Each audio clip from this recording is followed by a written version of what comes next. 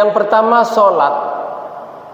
sholat jelas sekali apabila waktunya datang harus segera. Sudah proses azan, sudah proses wudhu, sudah proses melangkah, sudah proses sunnah, baik sunnah tahiyatul masjid maupun sunnah qabliyah. Setelah itu menunggu jamaah kurang lebih 50 ayat. Yang namanya 50 ayat itu bisa jadi 10 menit, bisa jadi 15 menit, tergantung ayat yang dibaca. Kalau ayatnya kayak Al-Baqarah ayat 286, satu ayat satu lembar. Mungkin 10 menit atau 5 menit lebih baru selesai kalau bacanya pakai qiraah. Tapi apabila walaupun kita mau sholat, ternyata posisi lapar, nasi sudah siap, Rasulullah memberi sunnah makan dulu. Jangan menggunakan hadis ini, pokoknya kita sholat harus disegerakan, makan nanti. Ternyata Rasulullah memberi sunnah makan dulu.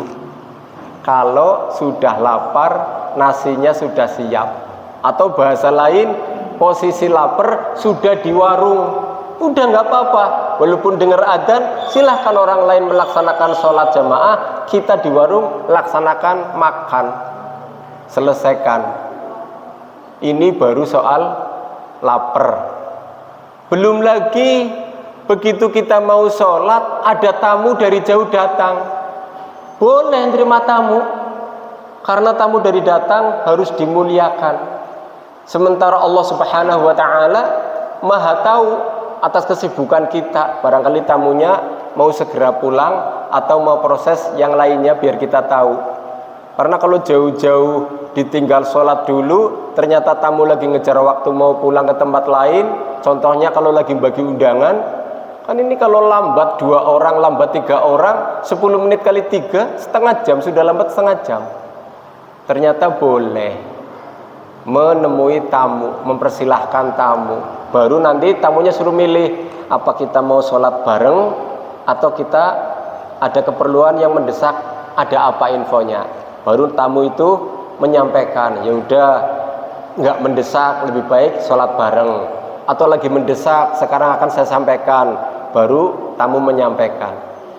Yang ketiga, sholat yang boleh dipending kalau kita pengen buang air, baik air kecil maupun air besar, baik yang disebut air seni, kencing, maupun air besar BAB.